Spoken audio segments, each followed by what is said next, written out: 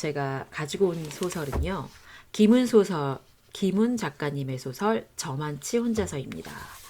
이 소설은요. 7편의 단편으로 되어 있고요. 그 중에서 마지막 소설의 제목이 저만치 혼자서입니다. 제가 이 소설을 다 읽고 가장 인상에 남았던 마지막 단편 저만치 혼자서라는 단편입니다. 자, 이 단편은요. 성녀 마가레트 수녀원을 배경으로 하는 그러한 소설입니다. 이 성녀 마가레트 수녀원은 호스피스 수녀원으로서 호스피트 성격을 띤 그러한 수녀원으로서 그러니까 수녀님들이 이제 마지막에 아프시고 늙으시고 더 이상 갈 곳이 없는 분들을 이곳에서 마지막까지 케어하는 그러한 성격을 띤 수녀원입니다.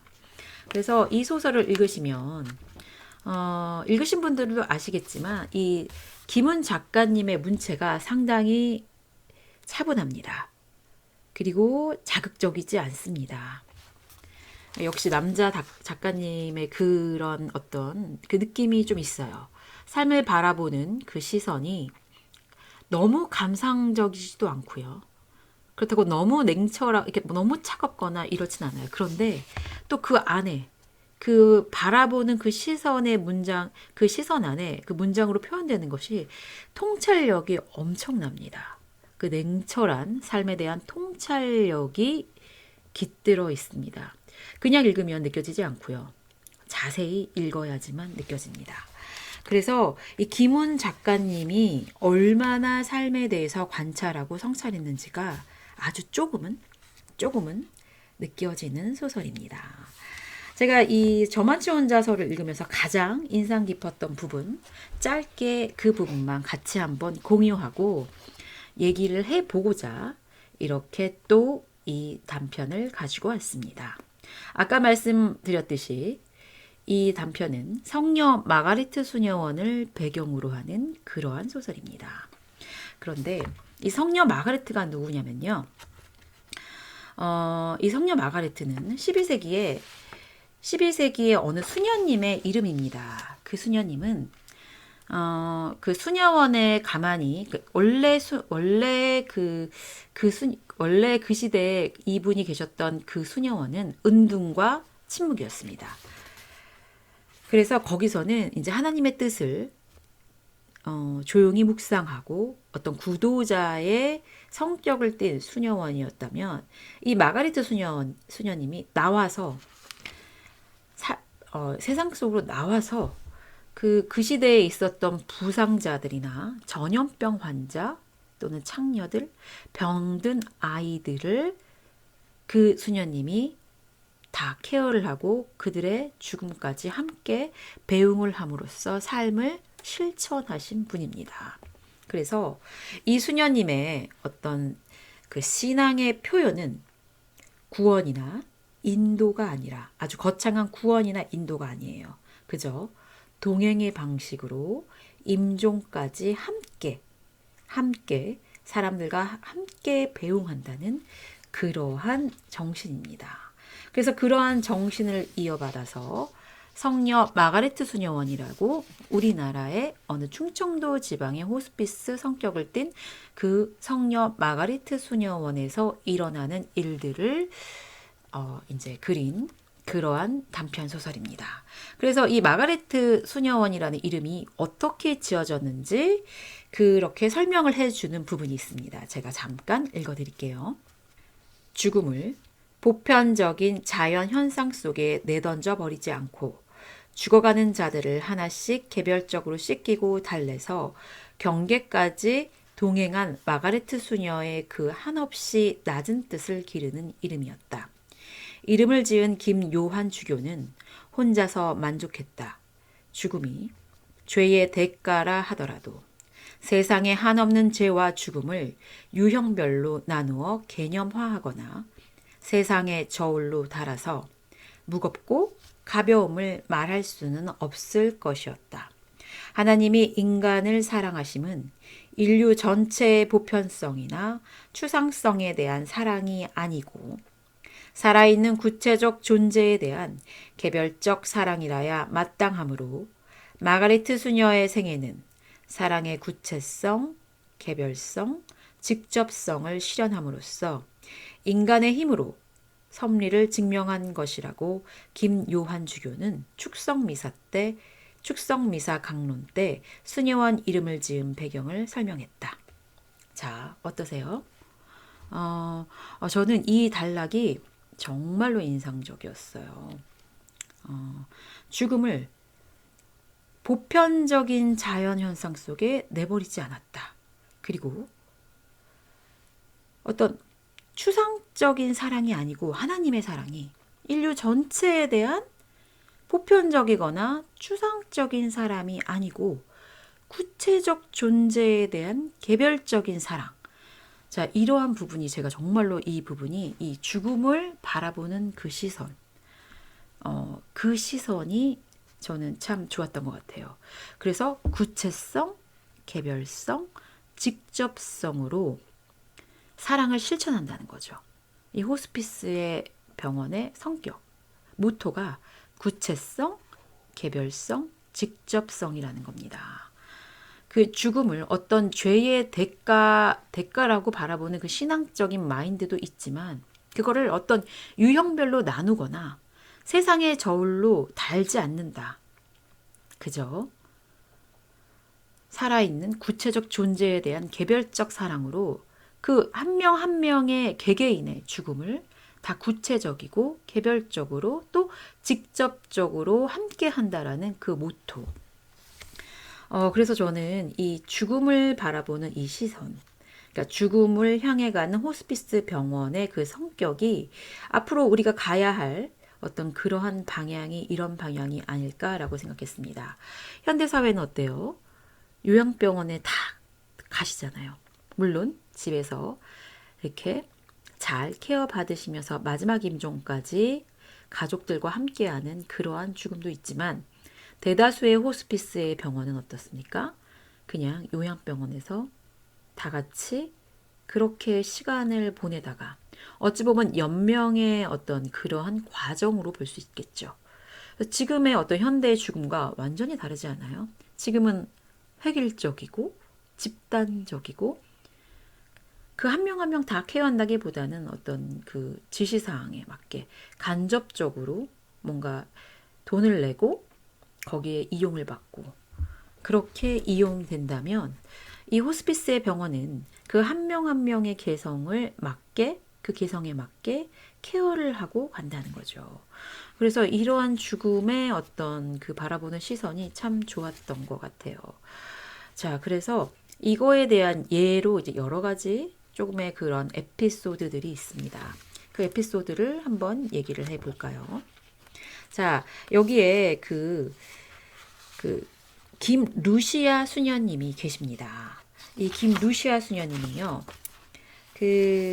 나이가 이제 많으셔서, 이제 몸의 기능이 많이 떨어지시잖아요. 그러다 보니까 이 약간의 배변 장애가 있으십니다. 그래서 이 속옷에다가 이렇게 자기가 이제 조절이 안 되시는 거죠. 근데 이 평생 수녀님이라는 이 수녀님의 성격이 좀 결벽증이시고 깔끔하셨어요. 그리고 또 수녀님이시니까 많이 이렇게 수줍은 면도 또 있으셨습니다. 그래서 본인이 나이가 들어서 그 조절이 안 되니까 본인의 속옷을 계속 빱니다. 그러니까 본인의 속옷을 밤에 자다가 일어나서 또 빨러 가세요. 나이가 연로하신데. 그래서 이 수녀원을 케어하는 그 주변의 간호원들이나 또 세탁부들이 이 수녀님한테 막 뭐라고 해요. 그러지 마시라고 가다가 왔다 갔다 하다가 밤에 쓰러지시면 그게 더 위험하니까 그러지 말라고. 그런데 이 김루시아라는 수녀님은 또 그게 잘 안 되시는 분인 거죠. 그렇다고 이렇게 시원하게 새로 사서 버리고 사서 입고 또 이런 것도 잘 안 되시는 분이신 거죠. 그래서 이러한 부분에 대해서 어떻게 할까 하다가 이 신부 이 수녀원에서 지침이 어떻게 내려오는지 제가 조금만 알려드릴게요. 김루시아 수녀님의 빨래를 수거하지 마십시오. 누구에게나 그에게 맞는 고유하고 개별적인 방식으로 대하는 것이 인간의 예절이며 하나님의 뜻일 것입니다. 죄를 짓는 것도 죄를 고백하는 것도 죄의 사함을 받는 것도 개별적인 것입니다. 그러므로 우리는 원로 수녀님의 결벽과 수줍음을 존중해야 합니다. 성녀 마가레트 뜻을 기억하십시오. 자, 이 부분. 저는 이 부분이 참 감동이 됐었어요. 그러니까 이 수녀님의 어떤 그런 행동들, 좀 건강한 사람 입장에서 봤을 땐 이해되지 않는 행동들, 그런 것들도 막지 말라는 거죠. 그 수녀님의 결벽증과 수줍음도 존중하라는 거죠. 그거 역시 하나님이 인간에 대해서 그렇게 예절을 지키는 것이 하나님의 뜻과 자연의 법칙에 맞다라고 얘기를 해줍니다. 그래서 우리가 이 죽음을 향해 가는 어떤 그러한 과정에서 여러 가지 시행착오를 겪고 또 행여나 가족 중에 치매 환자가 있으신 분들도 있으시잖아요. 그러면 어때요? 치매 환자는 한 번씩 시간 여행을 가잖아요. 어떤 특정한 시간대에 머무릅니다. 그 정신 착란의 그러한 증상을 보이기도 하고 선망 증세를 보이기도 하고, 그런데 이 수녀원은 어떠냐면요. 그러한 정신을 혼란시키지 말라고 얘기합니다. 그러한 착란 증세에 같이 동참해서 오히려 그분의 그 정신세계에 함께 자연스럽게 녹아들라는 거죠. 그래서 이러한 어떤 삶을 동행하는 그러한 방식, 행동 방식, 이런 것들이 이제 나이가 들어서 죽음을 문턱에 뒀을 때 그 병원의 어떤 이런 행동 지침들, 그리고 죽음을 향해 가는 그 바라보는 시선에서의 따스함, 이런 것들이 상당히 저는 참 좋았던 것 같아요. 그리고 또 한 가지, 이 단편에서 정말로 제가 이거는 김훈 작가님의 그 연륜, 또 통찰력 아니면 이거는 이렇게 쓸 수 없겠다라고 한 부분이 있었습니다. 사실 이 성녀 마가리트 수녀원은요, 어느 순간부터 사람들이 도라지 수녀원으로 불립니다. 그래서 성녀 마가리트 수녀원이라는 이름은 버리고 물론 그 정신은 이어받습니다. 똑같은 정신은 이어받지만 이름이 언젠가부터 도라지 수녀원으로 불립니다. 그래서 여기서는 계속 도라지 수녀원이라고 말을 합니다. 근데 왜 도라지냐라고 했을 때 정확한 뚜렷한 이유는 여러 가지가 있어요. 뭐 그 수녀원 주변에 도라지 꽃이 많이 피었다. 또는 도라지가 뭐 어떤 뜻을 가졌다, 뭐 이런 식으로 얘기를 하는데, 그 중에서 어떤 수녀님이 왜 도라지 수녀원으로 불리게 되었는가? 누가 지었지? 어떻게 이게 불리게 되었는지에 대해서 설명하는 부분이 있습니다. 저는 이 부분을 읽고 또 한 번 감동을 너무 먹었어요. 제가 감동을 너무 받았어요. 제가 그 부분을 또 읽어드릴게요. 도라지 수녀원이란 이름은 누가 지은 것이 아니고 저절로 불리게 된 것인데 그 까닭은 도라지꽃의 색깔 때문이라는 것이었다. 백도라지꽃의 흰색은 다만 하얀색이 아니라 온갖 색의 잠재태를 모두 갖추어서 거느리고 검은색 쪽으로 흘러가고 있지요. 저녁 무렵에 꽃술 밑을 들여다보면 하얀색의 먼 저쪽 변두리에 노을처럼 번져 있는 희미한 검은색을 분명히 볼 수 있습니다. 보이는 것은 애써 보지 않아도 저절로 보입니다. 도라지는 삶에서 죽음으로 번지면서 건너가는 이 호스피스 수녀원의 이름으로 저절로 그렇게 되어졌어요. 그래서 도라지는 이름이라기보다는 잠이나 숨 같은 것입니다. 자, 이렇게 설명하는 부분이 있습니다. 자, 누가 지은 게 아니고요. 저절로 불리게 되었대요. 그리고 흰색, 이 백도라지 꽃의 흰색이 하얀색만 있는 게 아니래요. 모든 색을 가지고 감추고 있다는 거죠. 그래서 그 꽃술 밑을 들여다보면 하얀색의 먼 저쪽 변두리에 노을처럼 번져 있는 희미한 검은색을 볼 수 있다고 합니다. 흰색이 검은색까지 다 포함되고 있다고 얘기를 해요. 그러면서 거기서 끝나지 않고 또 뭐라고 얘기해요? 삶에서 죽음으로 번져가는 이 호스피스 수녀원의 이름으로 저절로 그렇게 되었다. 그래서 너무 자연스러운 흐름이어서 이게 이름이 아니라 그냥 우리가 숨을 쉬는 숨, 그냥 잠이 들어버리는 그 잠, 그렇게 자연스러운 것이었다라고 얘기를 합니다. 어때요? 이 도라지 수녀원이라고 불리게 된 성녀 마가레트 수녀원이 도라지 수녀원으로 불리게 됐는데 너무 자연스러워서 그렇게 이름이 붙었다는 거죠. 그리고 그 흰색이 검은색으로 번져가는 아주 희미한 검은색으로 번져가는 그것이 모든 색을 포함하고 있고 삶이 탄생에서 죽음으로 가는 그것과 너무 딱 맞아 떨어졌다는 거죠. 어때요? 놀랍지 않습니까? 저는 정말 이 부분 읽고 너무나도 감동이, 그죠? 이 삶이라는 게 그라데이션처럼 번져서 어느 순간 죽음의 문턱까지 가게 되는 그 과정. 우리가 처음에 탄생은 어때요? 눈부시잖아요. 보통의 탄생은 환영받고 기쁩니다. 밝습니다. 아주 눈이 부셔요. 그런데 어때요? 죽음으로 가면서 어때요? 슬프죠? 죽음을 받아들이기 힘들 수도 있고 우리는 이별을 해야 합니다. 검은색으로 비유될 수도 있어요. 그죠? 그러한 것과 이게 너무나도 좀 맞아떨어졌다는 것. 그리고 정말로 제가 감탄을 정말 이건 너무 감탄했다라는 그 지점이 뭐냐면 이름이 원래 뭐예요? 성녀 마가레트 수녀원입니다. 그런데 이 성녀 마가레트 수녀원이 언젠가부터 자연스럽게 사람들한테는 입에서 도라지 수녀원이 됐다는 거예요. 도라지 수녀원으로 불리게 되었다는 거예요. 물론 정식적인 이름이 성녀 마가레트 수녀원이죠.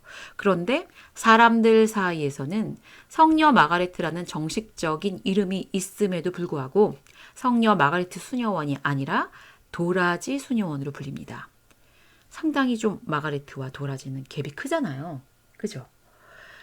이 성녀 마가레트라는 정신을 이어받았지만 이 우리나라에서 자리를 잡으면서 도라지라는 이름을 갖게 되었어요. 그러나 정신은 똑같아요. 죽음을 배웅하고 동행하고 같이 참여하는 그 정신을 가지고 가는 똑같은 정신의 그 수녀원이지만 마가레트에서 도라지가 됐습니다. 어때요? 우리의 삶이 똑같지 않아요? 처음에 태어났을 때는 아기예요. 어떤 존재인지 모릅니다. 하지만 눈부시고 너무 귀엽고 예쁘고 사랑스럽죠. 그러면서 점점 나이가 먹을수록 우리는 하나하나 우리의 정체성이 드러나고 다른 사람으로 변해갑니다. 그 똑같은 아기, 그 눈부신 아주 순수한 그 아기가 나이가 먹어서 노년을 맞이할 때쯤은 어떠한 다른 모습으로 변해 있어요. 그리고 더 큰 의미에서 우리는 다 죽음을 향해 가고 있습니다. 그래서 이 마가레트에서 도라지가 되기까지의 그 인생의 여정. 마가레트와 도라지는 너무 틀리잖아요. 성녀 마가레트와 도라지는 그 이름에서 너무나도 다른 이질감을 느낍니다. 그러나 어때요? 본질은 같습니다. 본질이 같아요. 하지만 이름이 너무 다른 거죠. 우리도 어때요? 우리의 탄생과 우리의 죽음의 모습에 우리의 삶의 모습은 많이 다를 거예요. 하지만 어때요?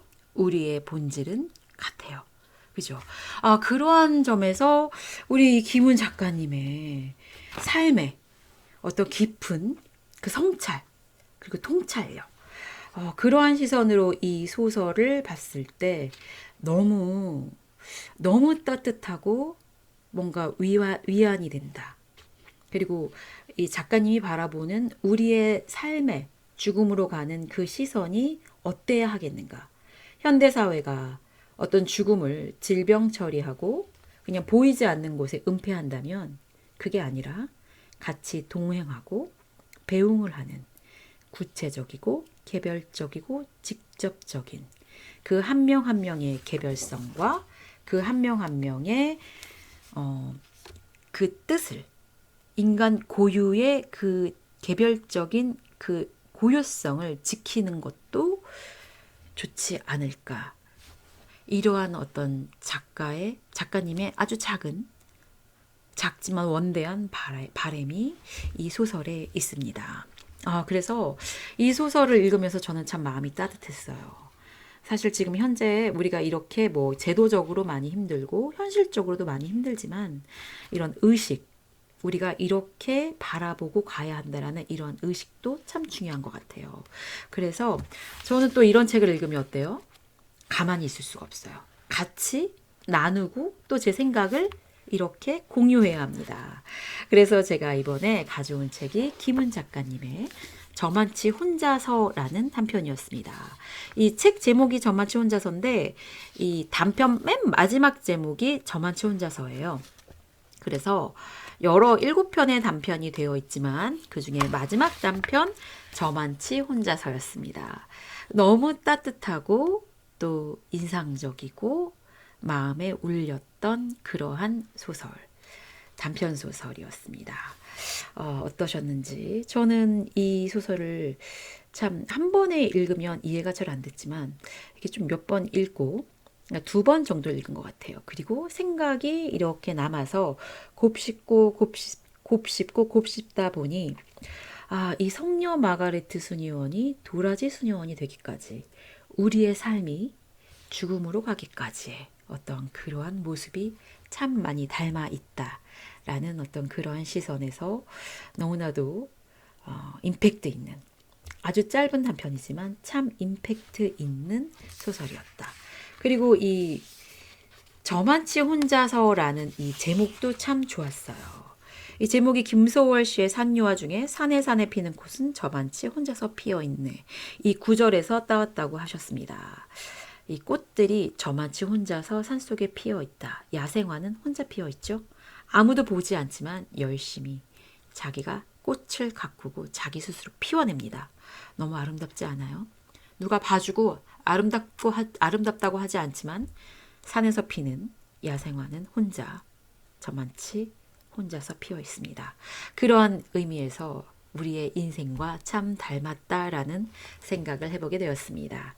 자, 참 좋은 소설이죠. 네, 오늘 제가 준비한 내용은 여기까지였고요. 참 따뜻한 소설, 연말에 참 좋은 것 같아요. 그러면 오늘은 여기까지 제가 인사드리고요. 다음에 또 좋은 소설 있으면 가지고 오겠습니다. 감사합니다.